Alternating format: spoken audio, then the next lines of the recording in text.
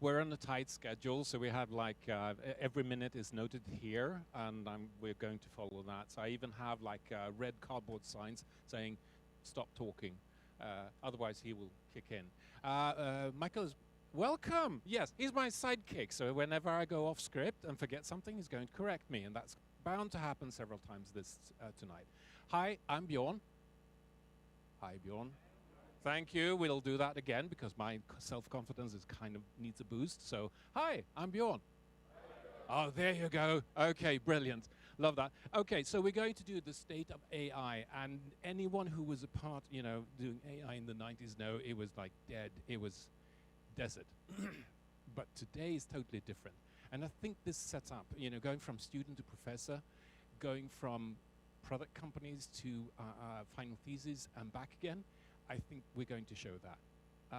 So it's with great pleasure that I'm going to introduce the next speaker. Now, he's going to be on video. He's going to partake a bit later on, but he's doing his own conference, but he took time out and not going to the dinner. So Lars is going to join us later, but we'll do the video now, and it's made especially for us. So this is one of those hybrid events, truly. Now, I need to read, before I do that, how many of you know Softhouse? Wow, that's kind of not too great. So Michael told me that, what can I say about Softhouse? IT company, medium-sized, blah, blah, something. So tell them something they can't Google. So I chose this. Does anyone know the first name that we had for the company? And I think I'm looking at you here. Present employees not included. Yes, quite right. Now, Erebus, I don't know how to pronounce that. I go from Scanian to some kind of school English. Does anyone know Erebus? Thank you. Where? They kind of have a hot climate. No, it's a volcano beneath the South Pole. But, Turkey, South Pole, whatever. It's also the room before hell in the old Greek mythology. It's also the Bible of the vampires. That's not why we chose to, not use the name. Because when we call to restaurants, they say, yeah, we got great rebate for you. I say, come again? What do you mean, 40% less? And that was kind of, yeah, great, but why? Well, you're a bus company. Bus companies, bus drivers always get 40% off because they bring the customers, right? They can't go anywhere else. So we stopped using that name. But we've used that as a password for the last 25 years. Kind of gives away our age. We changed it last year. Says something about our infrastructure and how we do things, but don't tell anyone. So Erebus is being properly buried by now. Okay, our next speaker, Lars Lindhead. And he's using big names and stuff I have to read from, a bit of a distance as well. He's a professor, Västra Region, sjukhus, etc. Now, he has a long digitalization experience, basically going for big data and AI. And he would work with radiology, pathology, health data, and teledermatology. Does anyone know what that name is? I feel less stupid. Thank you for that one. I'm going quickly forward. It's e-health, electronic health, online health, whatever. So he's basically looking in how do we work with big data and how do we make it work together with AI within health. So without further ado, let's bring on Lars.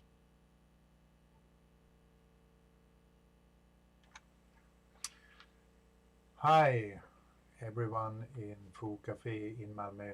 I'm Lars Lindhead. I'm actually doing this in Gothenburg today. I'm at Vitalis, the e-health conference, so I couldn't really join you because of logistic problems. But on the other hand, isn't that what digitalization is all about? That you can be without borders. You can be anywhere, anytime, almost today. What I'm interested to discuss and talk with you for the next 12 minutes, it's a little bit more philosophical, perhaps. If we have more data than statistics, will the world become more equal? I'm also thinking of bringing up the subjects on who am I? Is it my data or is it my narrative? So who am I? My data or my narrative story, the things I tell others about. And I will round up this session a little bit more about the perspectives of AI in healthcare. I know that you will have some fantastic lectures after me that more go into the deep on the understanding of what we actually can do together with artificial intelligence today. But let's start my images here and see what we can learn from each other. In this first image I put the good old Thor, our mythological god that had his hammer, Thor's hammer. And why I choose this one is to really emphasize on that we are in a way at the moment to have a real paradigm shift. I think really some really big changes will occur now thanks to the digitalization, all what it means and what it gives us in communication, in understanding, in collecting and all these things here. So for me it's really a paradigm shift. I will start with a boring image. You've probably seen these thousands of times when that come from IT. We like to have boxes and talk about boxes and what happens in between. And I think that we must understand that interoperability is the things in between.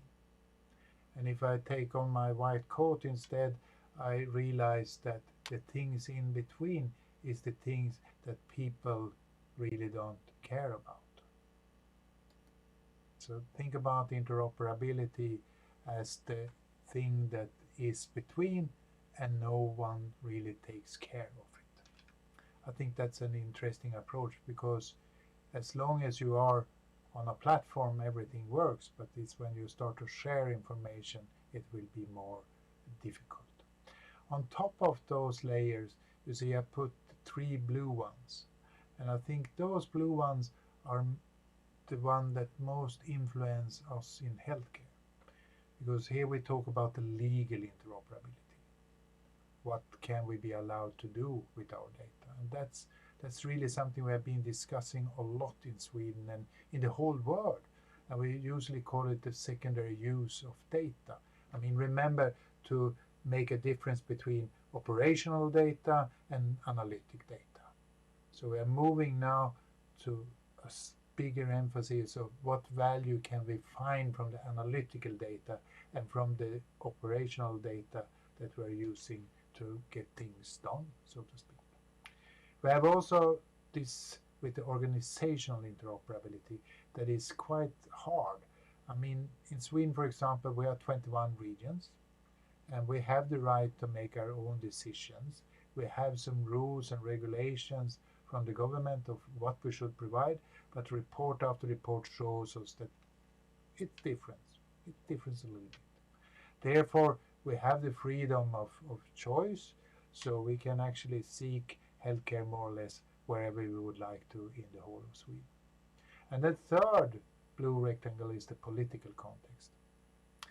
And the political context is also something that is hard to find. I mean, we have seen a lot now during the COVID-19 in our discussions on NATO and so on. But remember, the political level actually is a mirror of the real world. And that's why we are selecting people to represent us into this. So that's the boring image. But let's go with the more fun images and talk about. This might seem like a fun image, because that's the image we try to see ourselves, that we are innovative in healthcare. We are creative, we have concepts, we have good people, we support and everything that is stated on in this image. And that's also true. But Me coming from radiology that loves images, I found this image. It's the barge howlers on Volga 1873. And when I saw this image, I finally understood what healthcare's burden is today. Look at this image and you see the people that is dragging that boat. The only thing they see is that they get closer and closer to Mother Earth for every step they take. The only thing they can do is to raise their hands and scream backwards. We need to be more people that drag this burden. But the fine thing is in the image is the young man that has seen something that nobody else has seen. And if you look close to the image in the horizon, you see the steamboat. You see the steam coming out of that boat. And for me, that is the example of doing something in a completely new way. Doing something in a completely new way. And that's what is happening now with the digitalization and to become data-driven. That we will do things in an absolutely new way. For my metaphor, it says also that we will be more effective. We will absolutely go quicker between A and B with the steamboat. But we will also go to places where we never have been before. And the worst thing is actually that we probably will go to places where we never should have been. But that's the risk we always have with technology. So who am I? Look at this image and you can see Platon on the left side. He is pointing upwards and talk about the idea world, that everything is perfect. And then we have Aristotle that points out and says, but we have the real life here also.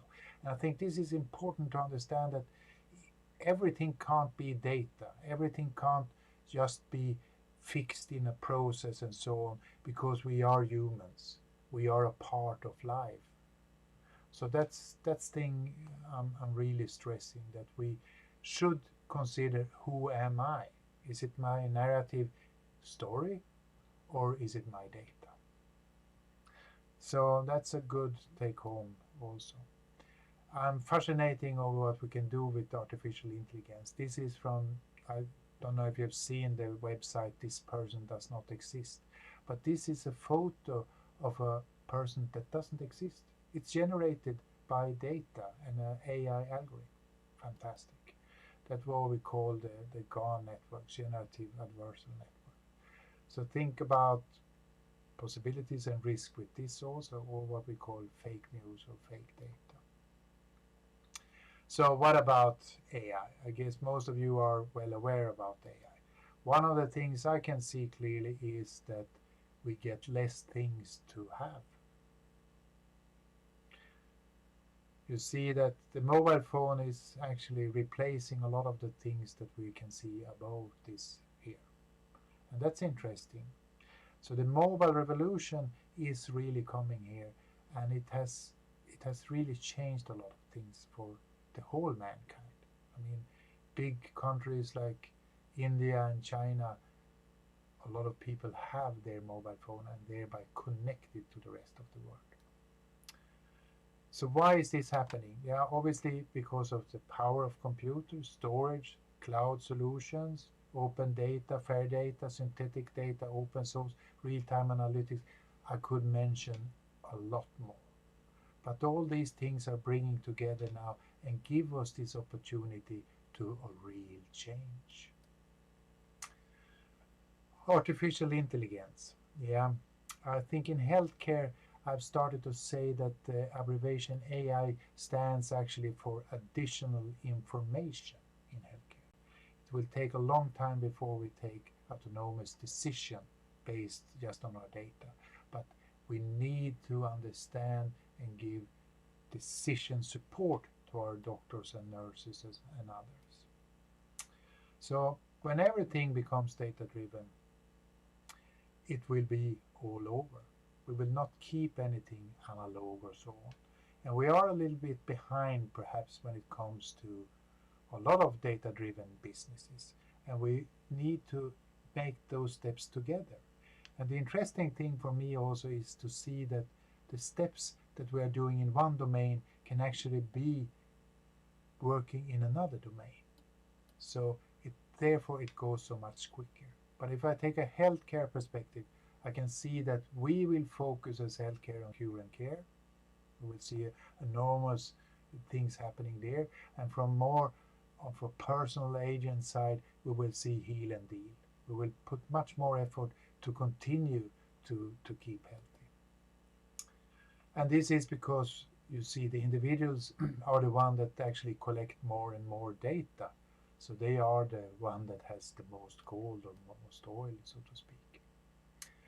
So if I summarize this, I can see prevention and early detection, data sharing and governance, person and patient empowerment, and connecting health across Europe. That is important thing, especially with the thanks to genomics, technology, and AI. So with that, I think my 12 minutes has ended, and hopefully I will be live on the chat in a couple of seconds. Thank you very much for your attention. So thank you, Lars.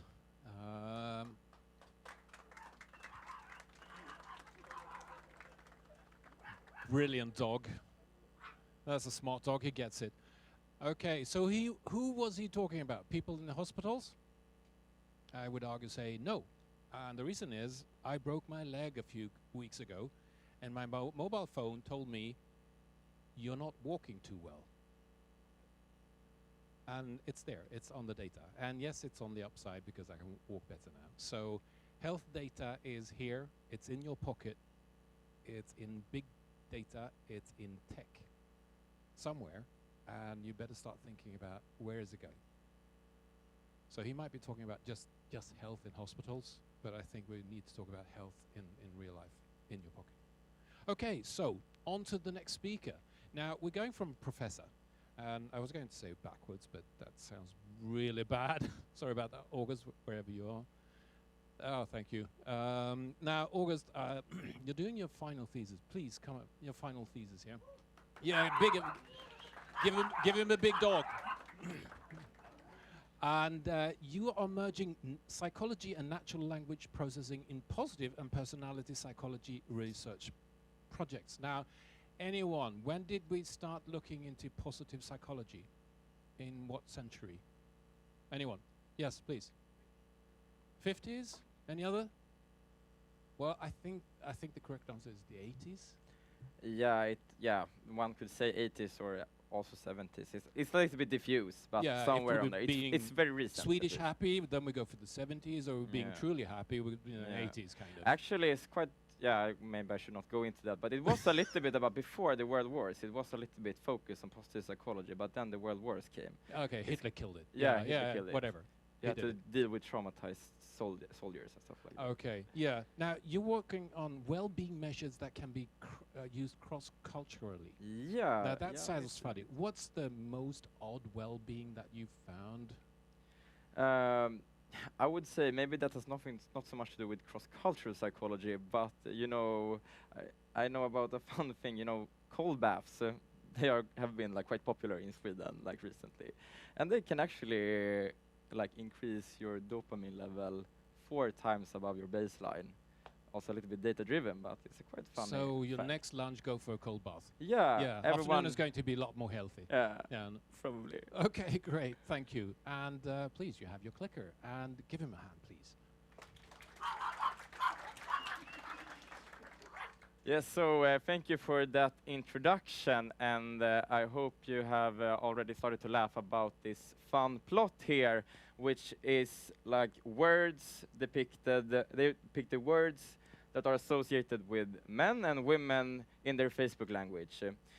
So up to the upper left, you have the typical women language, and it includes a lot of love you, excited, and shopping, and a lot of adorable puppies and awe and stuff like that. Whereas we men, we tend to use a little bit more of YouTube, Xbox. We say fuck a little bit more, and we tend to discuss economy and tax and government and stuff like that. We also like to talk about sports, and we talk about battles and fights and stuff like that. So that's a fun fact, and I want to show you 2 more interesting facts before I talk about myself something. So if we go to more into psychology, you know the personality trait extraversion, right? It's like how talkative and social you are. And this is the language, again, on Facebook, that is related to high extroversion and low extroversion. And you see that the very extroverted people, they tend to use a little bit more of party, and they can't wait, and tonight they're gonna pop in it, and, you know, those kind of words. Whereas the introverted people, they use a little bit more of internet-related words, and, yeah, manga and Pokemon and stuff like that. And they use this kind of weird smileys that I don't really understand all of them, what they are meaning, but that's maybe because of me being a little bit more extroverted. We can go to another personality trait that you might know a little bit less about, called agreeableness. Agreeableness is how trusting and forgiving someone is, and how much you tend to agree with the group, even if you don't agree, because you care about the group much more than you care about yourself having right. And then you use more words like wonderful and great and blessings and thanksgiving and stuff like that. And if you have very low agreeableness, if you're a very disagreeable person, then you are the devil or something like that. Then you use a little bit more like bitches and fucking and damn and murder and kill and hell and those kind of words. And not surprisingly, low agreeableness is strongly related to dark personality, psychopathy, and narcissism, and those kind of interesting psychological phenomena. And yeah, I'm gonna tell you that, yeah, I do a lot of natural language processing in psychology research, and my focuses are on well-being and personality. And I love well-being much more, but I discovered that people tend to think that dark personality and psychopathy is quite interesting. So that's why I wanted to present that for you. Okay, so natural language processing, like essentially, it is just artificial intelligence, but focused on language. And we have it everywhere, right? We have it on our phones when we have a suggestion on what to write next, and when we talk with chatbots, and so on and so on. And if we apply this to psychology research, you can put it like we have 2 branches. And one is within the social media language, which I just showed you, how people use language on Facebook, Twitter, and so on, and how that can correlate to personality and to their well-being and stuff like that. And then we have the classical empirical psychology research, which I am mostly concerned within, and which I will talk with you a little bit more about the coming minutes. So, like, when I would ask someone about their well-being, I would ask, how are you? And if I would ask someone, how are you? What would you respond? You're well. Yeah, that's quite a reasonable answer. And in psychology research, we have asked it like this. Give me a number. And how unnatural isn't that to ask someone to describe their well-being with a number? That's so stupid. And here, the magic is with natural language processing, that we can describe our well-being, our personality, or our activities, or anything we like with words. And that's truly amazing, according to me at least. And it's quite fun here also because, you know, when we asked about the number on the well-being, yeah, we asked about the number because we like statistics when we do research, and we want to have a number and stuff like that. So now we ask for words instead. But what do we do with the words? We convert them to numbers. So we have numbers again. So that is essentially what we're doing. How many here know what a word embedding is? Yeah, some. So that is what we're doing. We are mapping the language into these vectors, or these rows. They can be several hundreds, they can be several thousands. And each column represents a dimension of the word. And if you think about it, it's like how we think. When you think about a father, it can be as a king, or your own father, or your friend's father. It can be several different dimensions. So that's quite cool. And and also I just want to say also about that they are getting increasingly improved, because the big tech companies, they compete so much about creating the best word embeddings. And today we can, the word embeddings can understand sentences, and they can understand the difference of the meaning of the word happy in the sentences I am happy compared to I am not happy, which is super cool. And then how can we use the information? We can predict well-being or psychopathy or whatever criterion we would like to predict using only the words. And we can diagnose depression, which some people here in the room are doing, having a startup about that. You should talk with them later about that. You can compute how similar different types of text are, like comparing the typical psychopathic language with your own, if you think that is interesting. And then you can predict valence of a text, like how is the valence of what you're writing, and much, much more. So let me bring you to the well-being research, because that's what I'm most fond of. So in psychology research, in positive psychology research, we have measured well-being mainly through satisfaction. So we ask people about their satisfaction with life. And that has been questioned a little bit in the past years, because maybe satisfaction with life is a little bit, it might be missing something. So my colleague, he asked people how did they pursue satisfaction. And he also asked them, how do you pursue harmony? And that is a quite striking difference here, computed with natural language processing. So when people pursue satisfaction, they do that through work, job, money, achievement, sex, food, pleasure, and wealth, and stuff like that. When they pursue harmony, they do that through love, cooperation, understanding, balance, and those kind of words. And I don't know about you, but I think the world needs a little bit more of the green side, even though the blue side is quite nice as well. And continuing on how we measure well-being. If I ask you, which is the happiest country in the world, which is it? You know it. It's not, it was Denmark. Finland, exactly. Yes, it is Finland.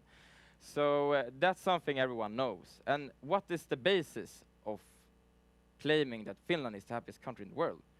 It is by asking people to imagine a ladder representing their lives, where the top of the ladder being their best possible life, and the bottom of the ladder being their worst possible life. And I don't know about you, but I tend to think a little bit about career, the career ladder, and wealth, once again, like satisfaction. And if you ask people what they think about when they think about this ladder being at the top of the ladder, and you compare it to a similar question when there is no ladder, you get this striking difference, where the orange words represent how you think when we exclude the ladder. So then it's a little bit more family, relationship, happy, and joy. Whereas when you include the ladder, we have more wealthy, we have afford, we have plenty, amount, much more wealth-related words. So it is questionable if Finland really is the happiest country in the world, or if they're just the wealthiest country in the world. So I want to give you something that you can bring to your own life instead of just talking about how we measure well-being. So we have here activities that increase your well-being and activities that decrease your well-being. The green words describe the words increasing well-being, and they are quite natural, right? They are socializing, exercise, and meditation, and stuff like that. And the red words that decrease well-being, they are a little bit more strange, right? What are they doing? They are doing too, and much, and not, and long. What are they? So the thing here is that the black and gray words, they are words that are common but do not belong to any of the sides. And remember now that we can analyze sentences and not only words when we do natural language processing. So if you combine the red words with the black words or the gray words, then it's quite natural, right? Too much eating, too much drinking, not drinking, or work hours, work long hours. That's detrimental for your well-being. So what increases your well-being is quite natural, but you have to remember that imbalance can destroy your well-being. And I want to conclude with that, and with hoping that you found that natural language processing and artificial intelligence can be used to gain some deeper understanding for understanding humans. And also I would like to stress that if you are an R user, you can do all of this fun and crazy analysis with the word clouds and predict well-being and anything like that. With this text package, it's a very good package. And the final remark there, from what I showed you, if you want to listen to a young 26-year-old naive guy, live an active and balanced life together with your loved ones. Thank you. Thank you, August. And tonight, every good speaker gets a good bark. Okay, next speaker is up. Emil, please join us. Emil Voreus, he's one of the co-founders and head of data science at Debricked. And those of you who don't know what Debricked does is basically bitch about our code and the errors we make, at least security-wise. Anyone who has used Debricked? It's a great tool. Maybe some at Soft House, yeah? So if you don't use it, it's at your own peril. Now, he's the brain behind the algorithms. Obviously, I think you wrote this and you called yourself he. Brain? Well, we're talking about AI, so... well, why not? Okay. Anyways, you also do for, like Saturday evening fun, you clone GitHub. Well, maybe in Workday too, but did you find any odd things about, pulling down the whole GitHub and look into the data? Yeah, that it was smaller than I thought it was, actually, which was quite interesting. You can fit all commits into one MySQL table on GitHub, basically, if it's well optimized. And a couple of years ago, there were only barely 1,000 issues produced every hour. Now it's closing in on 10,000 issues every hour on GitHub, which is far less than I thought it would be. So it may sound braggy like a feat, but yeah, it's possible. My takeaway from that is you have your chance to make a dent in the world. Go for GitHub. It's not as big as you think. Thank you. A hand for Emil, please. Thank you. So, just a short introduction to what we Brick do to kind of understand the setting of why we think this is important. So we do a task called software composition analysis. It's a SaaS tool where we help developers and companies manage their open source they're consuming with security compliance and the quality of their open source projects. We're going to talk a little bit about the quality of the open source and how you find open source projects as a developer today. And I work with R&D. I usually call myself the spaghetti coder of the company, trying to figure out new ways to bring innovation to the market and solve customer needs that have not been solved yet. And looking at how a developer typically finds new solutions in open source projects that solves the problems they're looking out to solve, we've mapped out the process of this, and we find some quite interesting things. Some things are not shocking, but some things are quite interesting. Like, they typically go through a process of identifying the problem, looking at the requirements, finding different candidates, evaluating them, having a team discussion was very important within companies, and then making a selection. We see a gap in the market in a lot of places here to build good products around. But what we're looking at today is the functionality. Actually, when developers search for new open source projects, they go on this random walk for looking for open source. using different websites, relying on user-produced content to find the functionality within a project that actually solves their needs. We see that Google, GitHub, and other forums are quite common, searching for threads where other users of those open source projects have written their statements about those projects to kind of get hints if this project solves their problem and is good to use in the long run. We can also see that they usually test out the project a bit, but the peer review is an important step here. So, but searching for these your problems as a developer, you probably, at least when you're a bit more junior and don't know all the terminology of like PubSub and so on to kind of figure out the problems you're trying to solve, searching for open source can be quite tricky, and you're learning a lot while you're searching to find the functionality that you're actually looking for. So we are looking at we are actually developing now algorithms with AI to make code searchable with natural text to help developers being able to search not only open source but the functionality of each open source project to make that more easy to find for developers and discover and make that selection process more efficient. So we are talking about a task called Semantic Search. Typically when you search today using conventional tools such as Elasticsearch, you use algorithms such as TF-IDF, which is a keyword-based algorithm that relies not on the exact terminology that's present within, let's say, a README or a naming of the open source or a description of the open source. But here we are looking at a semantic search.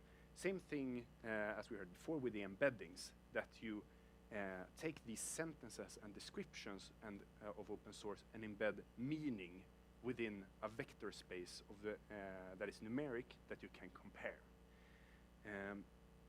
This brings some interesting benefits in the search process.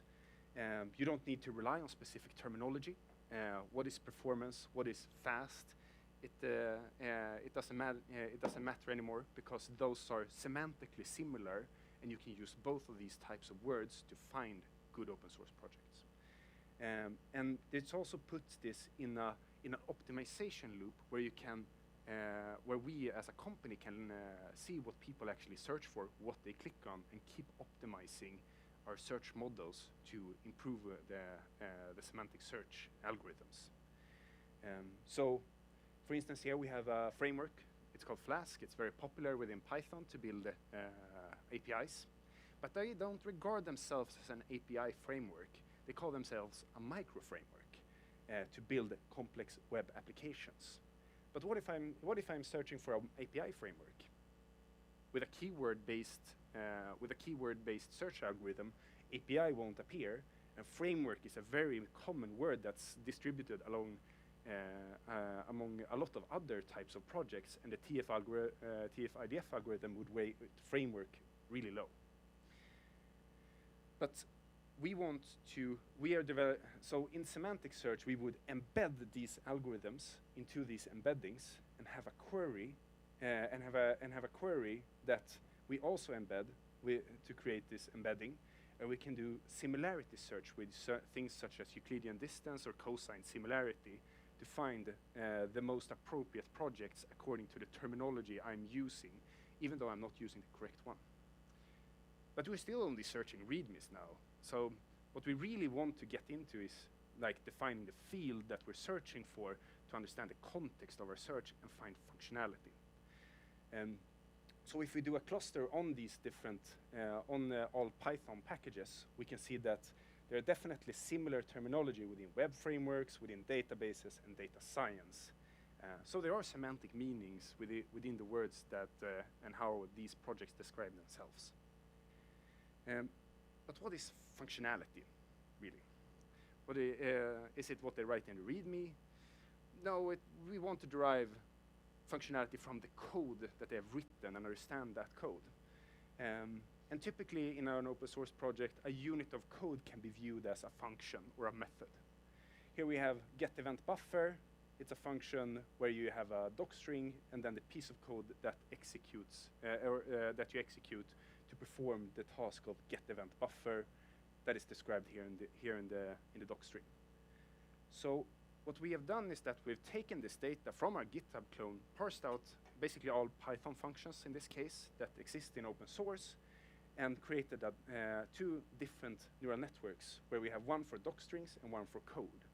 And we trained these networks to be as similar as possible in the embedding so that the text, the natural text of a description of this code matches the embedding of the actual code, meaning that we understand the functionality of the code. And we train those to be as similar as possible, and we can then write text to query code. This is actually how GPT or Codex was built as well. But we found some challenges with this in trying to build this solution. So when making a query searching for code, we get very small functions from any library that is very specific. What if, as a developer, I may not want to include this huge library for this small piece of functionality that I'm looking for? And one function, is that representative of the full library and what the functionality that library has? Well, it's really not. So what we did instead is that we aggregated those embeddings into functionalities. So we do one package embedding for the full package to kind of get a sense of what the purpose of the full package is. And then we cluster, we try to define clusters within the package as well, so it's a self-assembling algorithm trying to figure out what the similar functionalities you have within one project that typically should include the functions that you can use within a project. And then we can search this by and putting some weights here and return the best snippet function within the cluster that you match best upon. So here I took Apache Airflow. It's a task and DAG thing that it's very common to use within larger data systems. And what we did here is that we performed two types of clustering. One very naive, just looking at the file structure of the models within this package. And we see that it negatively separates the data, meaning that we don't get any clear clusters at all in this in here. But if we do this with a simple algorithm such as k-means, we get a silhouette score which represents how good these clusters are. It's not great, but it's a lot better than this, which indicates that there are groups of functions that are similar within a project that can represent functionality.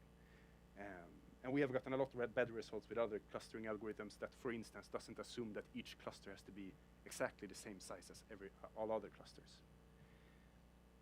And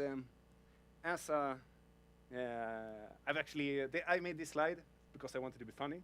Let's try it out and do a live demo. But I weren't allowed to code on his computer, so let's show this in a video instead. So here we have a notebook where I search, and then I get a few packages and the top function from each package. So I'm trying to find now a line plot during machine learning training. So typically the loss function maybe. So then I press my top results here. We get a fit function, maybe not the best result. But then I see, here we have yellow bricks. All right. Learning curve displays a learning curve based on the number of samples training across validation. That sounds quite interesting, actually. And yellow bricks is actually a very good match to this task as well. And mind you that we're only searching the code. I've excluded the doc strings from this search, where it's no text that's searching at all. It's only searching the actual code of the project, even removing comments and so on within the code. Let's look for a sync task after API request. See what we get. We get some things that process a sync task. So we're not, this is actually not in the search database, it's only the code. And then I see something down there, Django Q. submit selected task back to the queue. And here we have Django queue, a multiprocessing distributed task system for Django. I think that's a pretty good match for this. And then I tried to search for something a bit simpler that's not as holistic maybe, or implies architecture and so on. So you save a data frame to Parquet.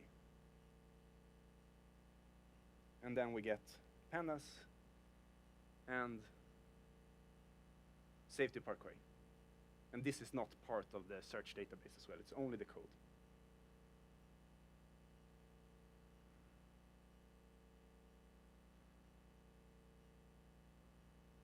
Yeah. And that's it for me.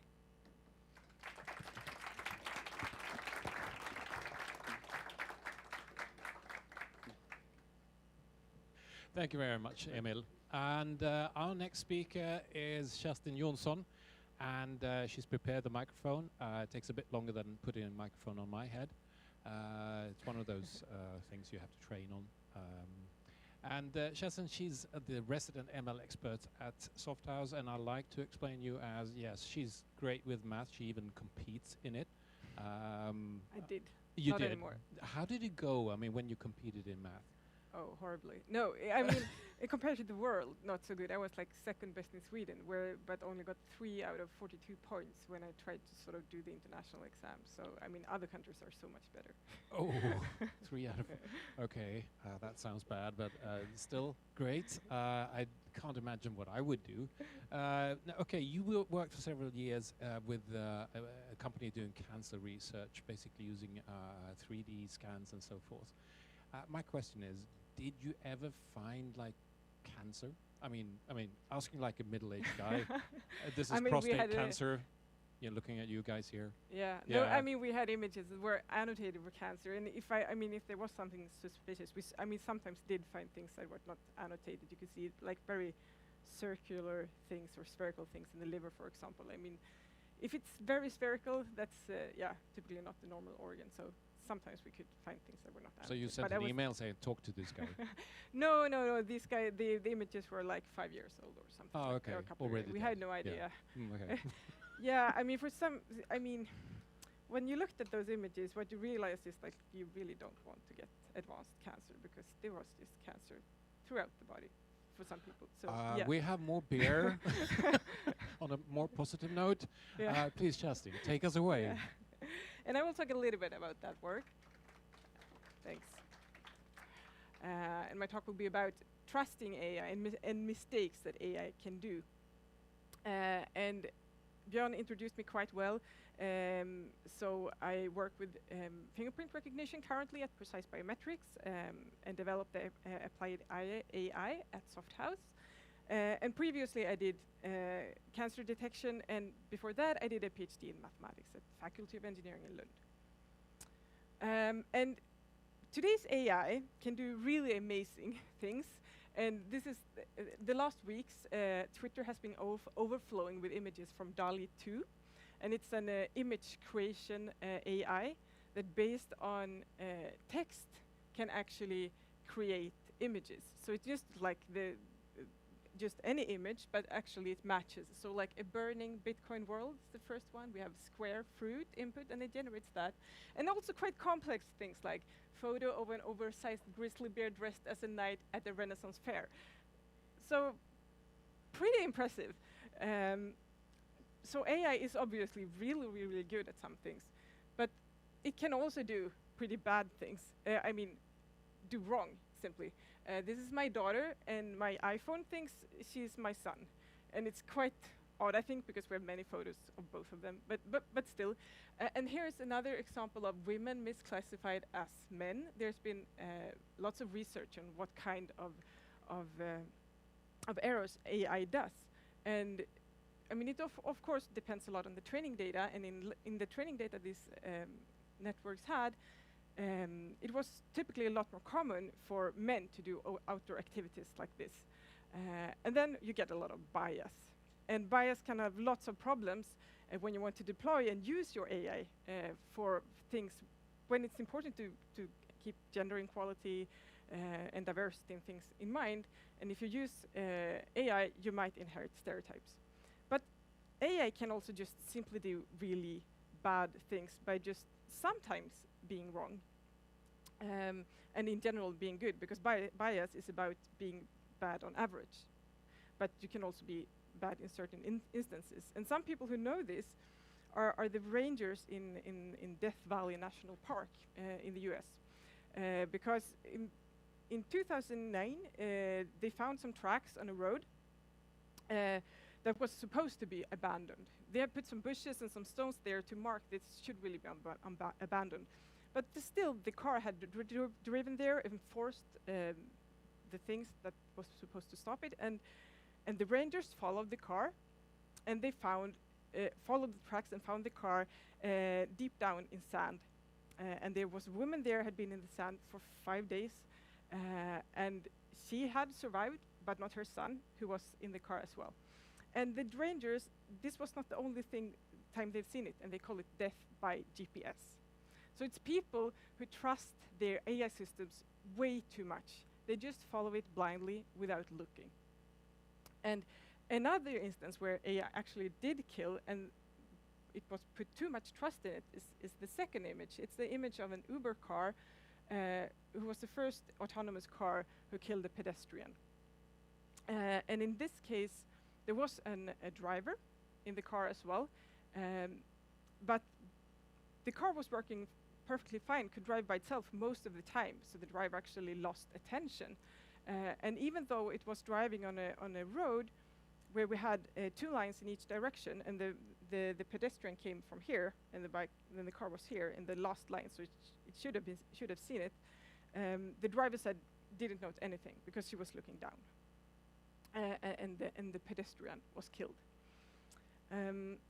So there was the Uber company was not charged for this because there was the backup driver, and the backup driver was criminally charged for this. But of course, there was a large investigation, and they found that this was not an acceptable error. There were many things that the AI wasn't trained on. For example, it was not common for pedestrians to cross the road on such large roads, and it was also not common for a pedestrian to walk with a bike. So it couldn't really give a proper class to that person, and that's why it didn't see it. And you can see the brand of this car, so maybe you can think that this AI may have been developed here in Sweden. So you have to think what you do even when you do AI in Sweden. And it's also, of course, what I had to think about risks when I did cancer detection. So I worked at a small company in Lund called Exini Diagnostics. And this was the software we did called A-Promise, and it's used for helping doctors stage prostate cancer. So basically, if you have been diagnosed with prostate cancer before, and then you suspect that you have a recurrence, your PSA levels go up again, for example, then you may do a PET CT scan. And a PET CT scan works the way that you have a tracer injected into you, a radioactive tracer, and that radioactive tracer attaches to cells that are cancerous. Not all of what's black here is actually cancerous, because it actually attaches to the liver and the kidneys and the urinary bladder, and here is also some urine. So the AI system really has to understand what is normal uptake and what is not normal, and should flag for everything that's suspicious. But of course, the AI is not perfect here as well. You always have to think about risks. And the important thing is to also keep human in the loop. And I will go back to that for the next slide. But the way everything works for such a system to be released is that you have to follow a lot of guidance. You have to follow ISO standards, and you have to follow MDR regulations and the FDA approvals. And it's all about risk, and handling risk and making the benefits larger than the risks. And the only way to do that is to ensure that the human and the doctor who's looking at this is really alert. And the way you interact with the image really the way the image is shown to you gives you different amount of alertness. For example, if you see all the findings from the AI at the start compared to if you have to like hover to find the findings of the AI, makes a large difference. If you get a list from the start, makes a large difference. And also the number of findings. If you have hundreds of suspicious findings versus 3, you will also interact with that in a different manner. Let's see, next one. And actually, already in the 80s in Great Britain, they did an experiment, or they actually developed an AI system for diagnosing acute abdominal pain. And this system, since it was the 80s, was not very good. It was slow and it was really clunky to work with. You have to type in the answers. You didn't have any kind of fancy interface. You had to answer lots of questions. And the AI system was only correct in 2/3 of the time. But still, the system actually was a huge success because it reduced the number of errors, medical errors, by quite a lot, from 9 in 1,000 to 2 in 1,000 in this emergency department. And the reason was that you had to answer all these questions and that the AI wasn't right all the time, so that you have to think a lot more. But putting the appropriate level of trust in the AI, that's called trust calibration. So when you work with an AI system, and you have used AI many times in your phones, for example, via GPS recommendations or anything, you know that sometimes you can trust it and sometimes you can't. And how the interface is designed makes a big difference for this. So this is from the People Plus AI guidebook from Google. And they give one example of how you should do it or how you should not do it. So, for example, in the to the right here, it shows what you should not do. Just give a general recommendation. If it's dark at night, you should be careful. But in the left, you actually explain why is the AI uncertain in this case. Well, it is uncertain because it doesn't have the street light data, and that's why the recommendations are wrong. And then you sort of, if you understand how the AI works, then it's much easier for you to know whether to trust the AI or not. Let's see, and my current work, where I do fingerprint analysis, they will have to calibrate the trust in another level. It's not the actual customer, because if you open your phone with your fingerprint, like you trust that it works. But we have to measure and measure and measure that we don't allow people to get in with the wrong fingerprint. And then we have to do a contract with the sensor, with the company who actually creates the sensor and sell it, and ensure that we do it right. And we have a big system for just measuring, since of course it's very, very rare that you actually can get in with a fingerprint that is not yours. So we have to catch these really rare cases. And it's also that we do new releases all the time, and we have to measure again for each time we update the code. So the previous cases I talked about is cases where it's quite obvious that if you do wrong, there is a high risk. But there's also certain cases where there's a risk where it's not obvious when you actually engineer these things that there is a risk. For example, optimizing for clicks in YouTube. I think the engineers who were actually trying to make people look as long as possible for videos did not foresee this. That actually, when you have your objective that is wanting people to stay on YouTube as long as possible, it sounds very nauseous, but when it actually makes people watch radicalized videos, because that's what make people stay on YouTube, to see really extreme content. That's another kind of risk, and then you have to handle that on another level.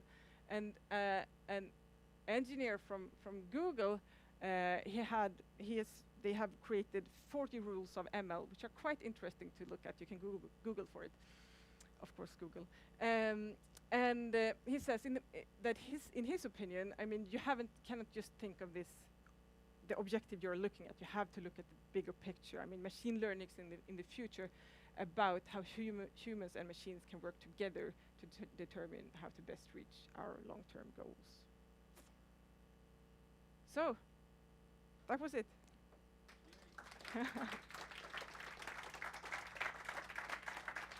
And it was right on time. Thank you very much for that. And we have a strict schedule to follow. Okay, so we are closing in on food. You could, smell the scents, smell the pizzas. So shortly we will get to there.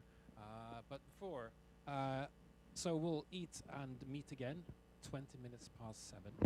We will do 4 rooms, so to speak, and it will be online as well. And we'll set it up, and it will be at the other side. So one group is going to stay here, and the other 3 is going a bit further on. But we have guides, so could you come please and show yourselves? I'm one of the guides. Daniel, where are you? Oh, there we are. That's the 3. Okay, so we're going to do this. But first we have to do small setup. So it's okay to be a bit, you don't have to be, tried and true and stay in the same room all the time. So you can try at one room and then move around in the rooms. It's quite all right. We're not going to take notes on who's leaving or not. So start out somewhere and just go with the gut.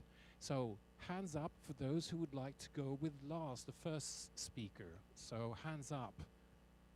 Not all at once. Okay. I think we're going to have one of the smaller rooms for that group. Okay, second speaker, August, the student, and well-being. Okay, we had a quite. Are you going to help me count or just give a rough estimate? We're going to do like EU, just give a okay. A bunch. Okay, third speaker, Emil Debricht, the data science guy. Oh, Emil's coming. Oh, yes, thank you. Smaller room, I guess. Oh, 4. Thank you. And lastly, Kerstin. Okay, so thank you for that. And we will sort of go out, and maybe I should say that now. So, big room, going to stay here, and that's going to be August. Obviously, you like well-being, or you just like August, I guess. So, stay here. Second room will be.